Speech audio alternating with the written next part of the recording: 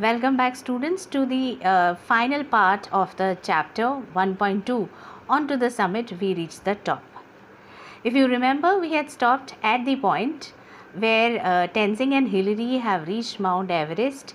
They have planted or fixed the flags and they're feeling very excited about it. Okay, now Tenzing has a look on from the top to the downside. Okay, what does he observe?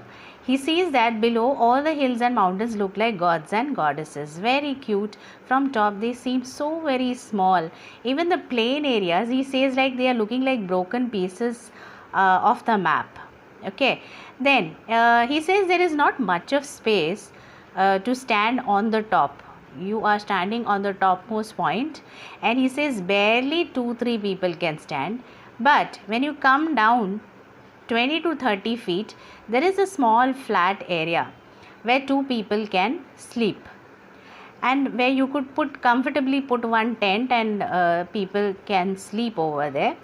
Then he describes how the topmost part is, okay, on each side how it is. There is on the snow is there on the north side, there are rocks on the south, again it is snowy on the west. So they have been almost there for 15 minutes, and he says that he has been very lucky that there has been no gale. Gale meaning a strong wind. Had there been strong winds, it would have been very difficult for them to stand over there. Now, what is the next thing that they got to do? Now they have reached the top. Now the next thing is to climb down safely. Okay, so now when they are descending down, Hillary is going to go down first, followed by him. Tenzing would follow him.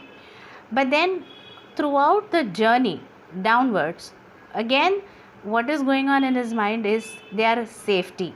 They have to reach down safely. Now as they climbed up very cautiously, in full alert, they have to be same way they got to be alert when they are climbing down, even because he says the journey is the same. It's even more difficult when you are climbing down, because again the thing is, if you happen to miss a step, slip down, you will be dead. There will be no traces of you found. You are going directly into Kangshung Glacier. So both of them have to take care of each other.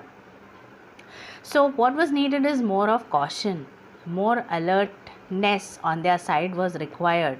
That is what he says. They needed more husiar. Husiar meaning being very cautious. When I reached Camp 9, my first thought was, thank God. He is always grateful to God. Every point he reaches, he thanks God. Thank God I am safe. And he's been spared of an accident. No major accidents have taken place, and he's really thankful to God for that. And he hopes that there will be none in future. And so he keeps on praying for God having saved him at each and every moment of his life. Now it's been a tough journey uphill, and they're completely tired. Okay, when they reach Camp 9, they are in no mood to talk. Other people might be really excited to hear about their experience, about the journey, but then these two people need to rest, because it's been a tough journey. So he has taken care of some things, he has attended to their own things, and he has boiled some snow to make lemon water. This is to give them instant energy maybe. And then they have carried their sleep bags, and then they have moved on from Camp 9 to Camp 8.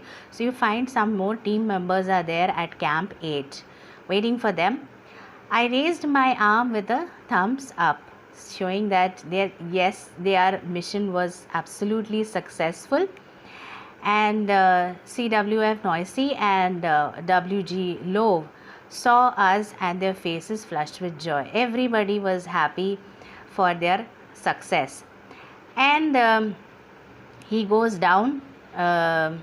We got nearer to Camp 8. Love came to meet us, and he almost came 300 feet with tea and coffee. So this is their love and affection of the team members at Low and Noisy show. Another 50 feet down, we met Noisy, who brought us more tea. Okay, that is their consideration or their love seen from their side. But then there was something funny about it. That was the tea smelled of kerosene, and he assumes that apparently it has been made in hurry. When somebody is coming over in that excitement, he doesn't know what he has mixed with, or he is least aware of the fact that some kerosene happened to be slipped into the tea which is made. So when Hillary has the tea, he could sense that yes, it's mixed with kerosene, but then it's not so dangerous. Little kerosene, so he could smell it, but then he could not say that openly, because after all, someone has made it with so much of love that he could not deny or say that what is this that you have made, it is having too much of sugar or less of tea powder, or it is smelling of kerosene. He could not say that, because somewhere we need to understand people's emotions. But after all, there was no intention of hurt. They were happy after all in their success of reaching Mount Everest. So he just simply enjoyed having the tea in spite of the smell of the kerosene in the tea. Okay, so this chapter was all about the experience of Tenzing and Hillary having reached the Mount Everest. Okay, so I hope you've understood this chapter. Thank you.